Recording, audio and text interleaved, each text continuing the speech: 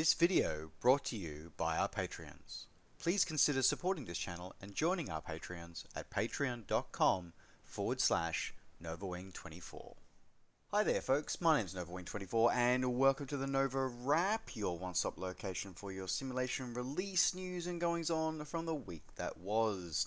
So here we are on Sunday the 15th of March 2020 for another exciting, fun-filled episode of releases for the simulation world, and we are going to jump straight into it this week with a release from Batavia. So Batavia is a dev that I haven't seen for a while, and I was actually rather concerned that they'd actually sort of disappeared off the face of the planet completely. So it was really great to actually see that they've come out with a new product and it's looking absolutely stunning. So they've released this week their rendition of the Lockheed EC-121K Warning Star. Now, basically, the Warning Star is a super constellation with a giant radome on it. Well, actually two radomes. So there's one on the spine, there's one on the back, and one on the belly. Now, the history of the first Warning Star is kind of interesting as well, because it was actually the prototype for the original C-69, which was the prototype for the Super Constellation, and was then modified to become the prototype for what was initially known as the WV-2. Which was a variety of testing equipment sort of to actually see whether it was feasible to actually have airborne radar. And eventually that would be morphed on into become the EC-121 Warning Star.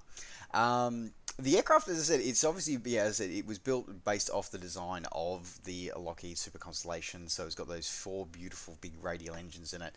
And I didn't realize that it was in service it entered service in the 1960s and 1962, but I didn't realize it actually continued in service in some forces all the way up until the 1980s, which I did not realize, which is a pretty cool little thing that I learnt when I was researching this one. Anyway, so Batavia brought their skills because previously having brought, I was going to say I think they'd done a constellation before, but I don't think they have actually. But they brought their expertise and over onto producing the Warning Star, and it looks absolutely spectacular. Now this one is, I believe, also their first release, which is exclusively for prepared V4.5 and above. So it does include full implementation of full PBR materials throughout the aircraft, both internally and externally, which is a pretty big deal. Custom gauges made just for this aircraft. Over 300 custom animations. Cockpit has been fully optimized for VR use as well, as not just for 2D screen pilots like myself. It's also for those of you who use VR. Using a high-quality SkySong Soundworks sound set and a full rendition of the cockpit, including authentic representations of the pilot, co-pilot, and flight engineer stations as well. Otherwise, as I said, just overall, just looking at the images, it looks pretty damn spectacular. It really does. And as I said, it's really great to see this team still going, still developing, and still producing great content. So if you're going to pick this one up, just pick this one up from your favorite flight sim retailer, coming in at about $40 US or your original equivalent, available now. Moving on and continuing on with Prepared V4 releases. Actually, I do believe that all of the ESP platform releases are all Prepared V4 exclusive releases this week. So MK Studios have come out with their latest scenery release this week with their rendition of Keflavik Airport, International Airport. Funnily enough, that was also a operational home of the Warning Stars when they were in service. So there you go. So this is a up-to-date rendition of Keflavik International Airport as it appeared at the end of 2019.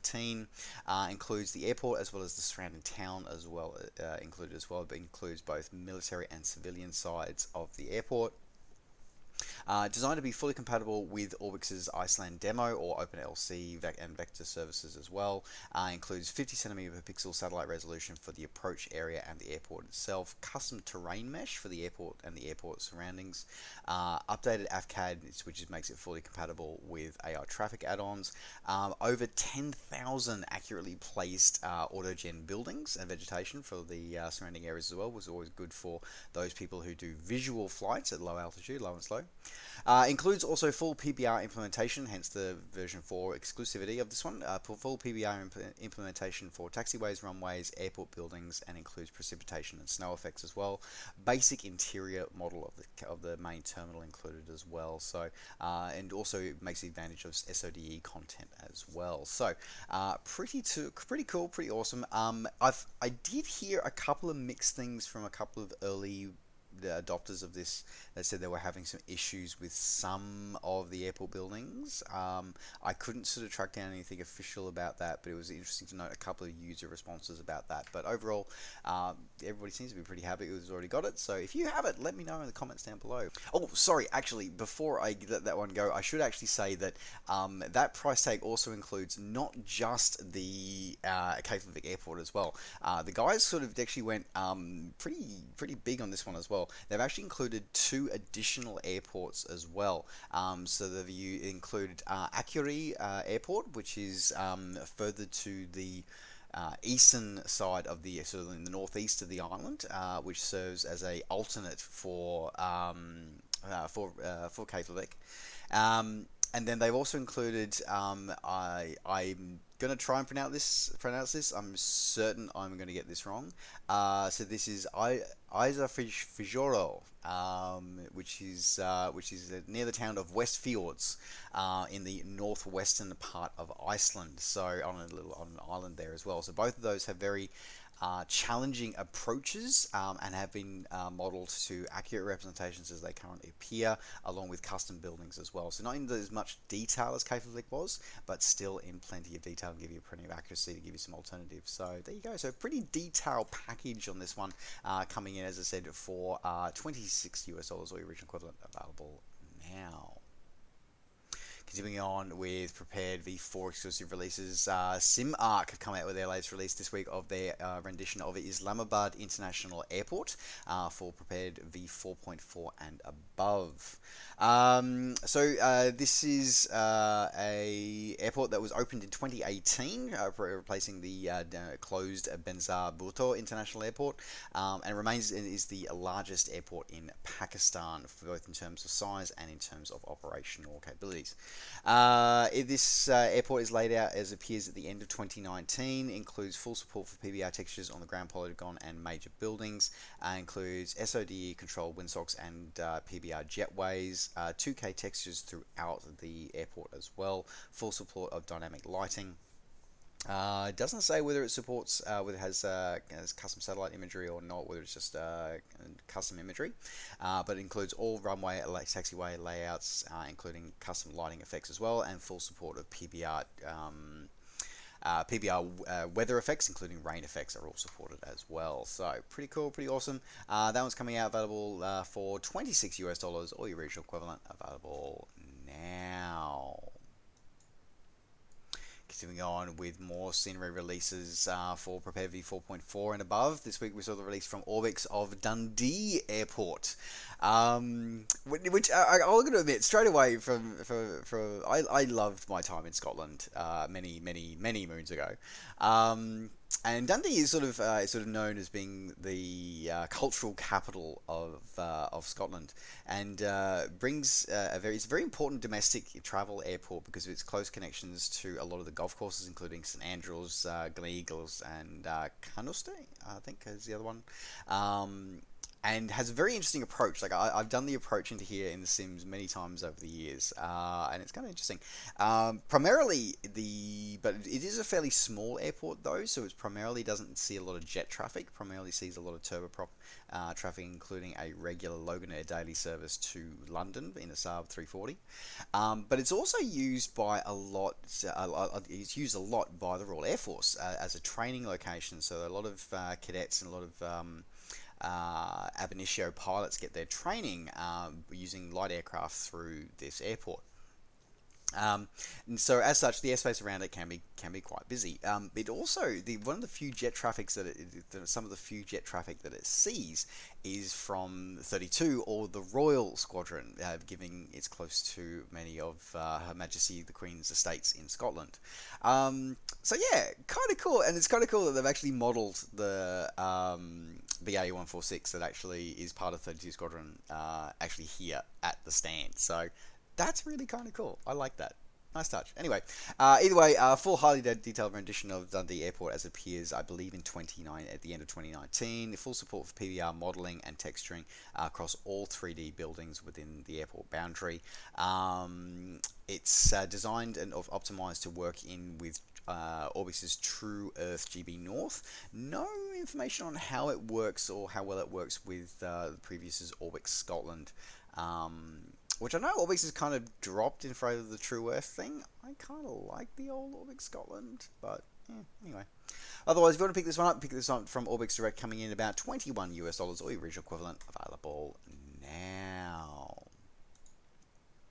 Continuing on with yet another Prepared V4 scenery release. This time we saw the release from Aerosoft of Karuna Next Generation Airport from Dream Factory Studios.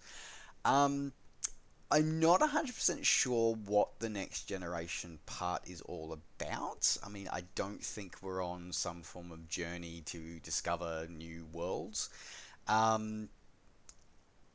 It's kind of a bit vague. There was mention in an article over on FS Elite that it's to do with the way that the developer created the content. I don't know how valid that is, because as I said, the product statement that's come out from Aerosoft and Dream Factory is fairly limited. But anyway, however, what it does include is not only does it include an accurate rendition of Karuna Airport. It also includes the Karuna city nearby, and it also includes a mining area and a rendition of other major parts of the city nearby.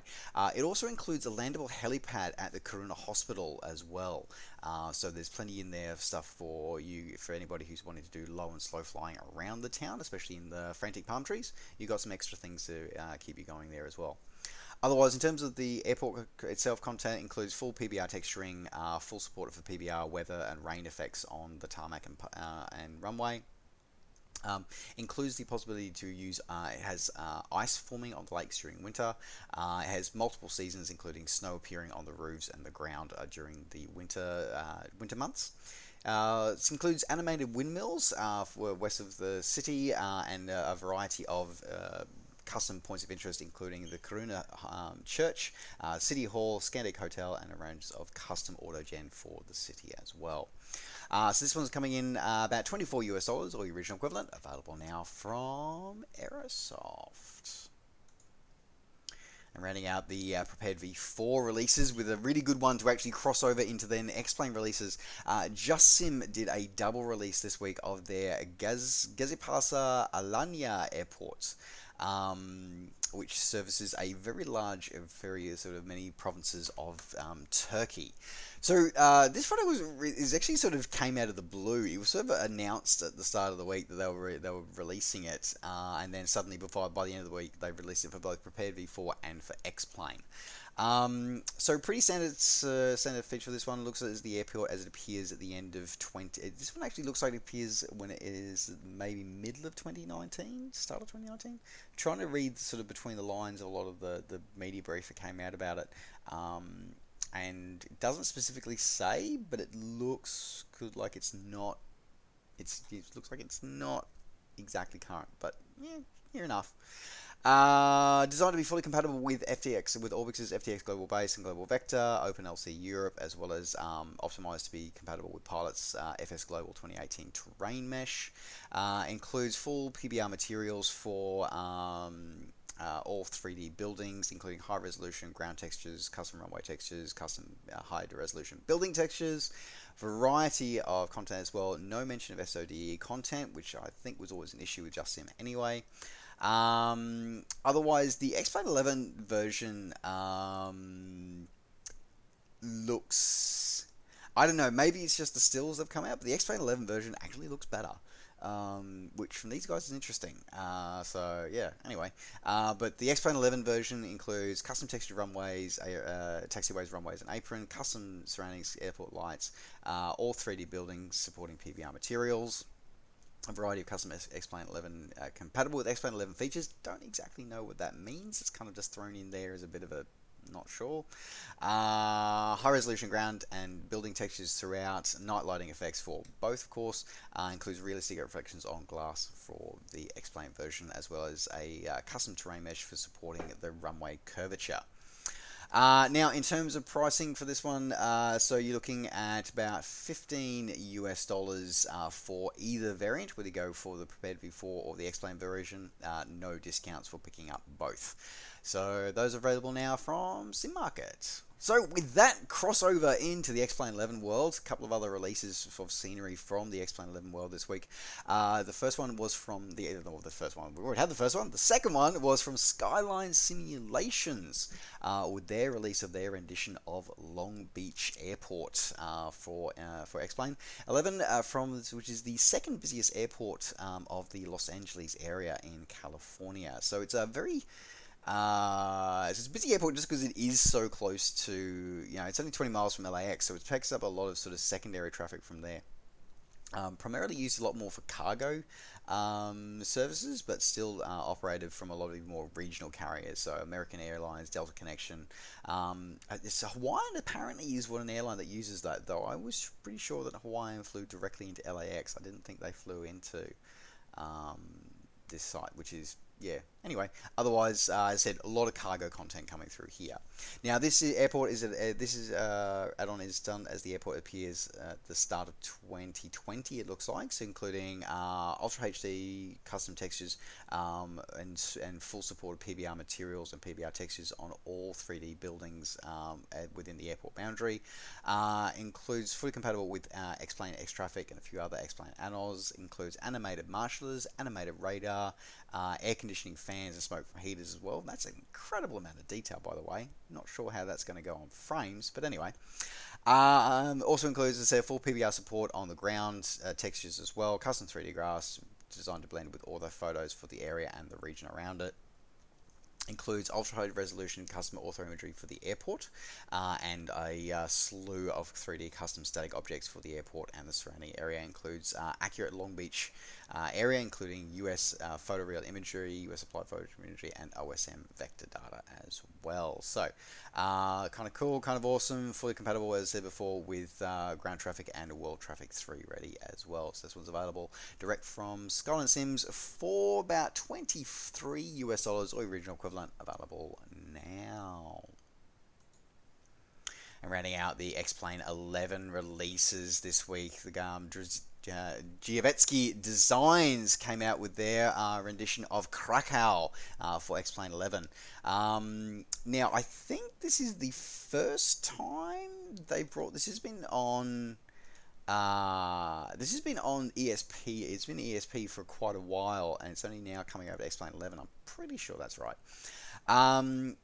So this includes, so primarily this is, so as I said, it's Krakow XP. So this is one of the interesting ones because this actually combines two airports and the city of Krakow itself. So you get the main international airport for the area, which is John Paul II International Airport. You also get a sort of smaller regional airfield, which is actually apparently one of the oldest permanent airfields in Europe as well.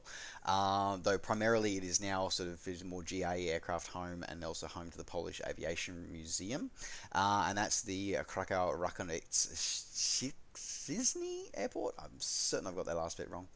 Now, all of this is done in beautiful high definition, high detail for all the models. All airport buildings have been modeled for both of those airports, all done in high resolution textures. Include animated jetways, visual guidance docking systems, marshallers via the SAM plugin, dynamic lighting, slew of other things as well. The secondary airports also includes the whole area of the Polish Aviation Museum. Externally, definitely. Internally, not sure. But externally, definitely includes also the city of Krakow itself, with all the major landmarks modeled in custom 3D models. Also includes photoreal scenery and mesh overlaid as well. So you get a lot of bang for your buck, especially considering I think this is the cheapest airport and city pack I've seen from Giavetsky Designs of $25 available now from your favorite flight sim retailer. Alright, that rounds out the main lot of flight simulation news this week, and then to round out the NovaWrap this week with something that is I'm not quite 100% sure what to make of this. I almost actually reported on this title a couple of weeks ago when they did a very. But I chose not to in the end because by the time I would have had the episode live, it would have been unavailable. So THQ Nordic have appear to be making a game for the greatest attack helicopter that never was. So they've essentially rebooted a legacy franchise of the Comanche franchise. The good old RAH 66 Comanche, the great, as I said, the greatest attack helicopter that never was. The Comanche series of games back in the day was a very interesting sort of arcade, quasi sim, helicopter flight sim, combat sim title. It was really unusual. But anyway, but it was beloved by a lot of fans. They seem to be rebooting it now that they own the IP for it. And it seems to be not quite sure what they make of it. As I said, the reason why I almost reported on it a few weeks ago is they did a brief 2 or 3 day long open beta for the multiplayer. They were basically trying to stress test the servers. So they threw it out there, made it available for like 2 days. It was 2 days only. And they said, come on, grab it, install it, play it, let us know your feedback. It's now officially launched into early access. So we'll probably cover it again later when it leaves early access and moves into full release. And they seem to actually be including, as I said, it looks very much like they're taking more the arcades route rather than the sim route, but they seem to be putting some sim elements as well by giving us 3 different flight models. The interesting concern of part is that they've only just started looking at supporting HOTASs and flight sticks. That's interesting that they've only just bringing that in as an alpha possibility with the beta, the early access beta that this title is. So interesting. I'm not going to say too much about it because I don't have it. I haven't got it. Probably won't be getting it either. This is not my plan to at the moment. Basically, it puts you in charge of either of a Comanche or a drone, and be a drone controller, and you go through various different competitive multiplayer, free-for-all sort of or team-based fighting kind of stuff. Yeah, kind of interesting, kind of weird, not quite. Be interesting to see where they go with this. But the great thing that I've seen is they've actually started to develop the concept of having a single player mission and campaign series in there as well, which is the only reason why I'm actually kind of even remotely interested in it is single player for me. So anyway, but if you are wanting to jump in and be part of the development process in the early access process, as I said, it is now officially launched into early access. Nominal price of $20 US. They're on a launch release discount of 25% to bring it down to $15 US, or the original equivalent, available now on Steam until I believe the end of the month, the end of next week. It's on a special for. So if you wanted to grab in early, you might want to grab in now.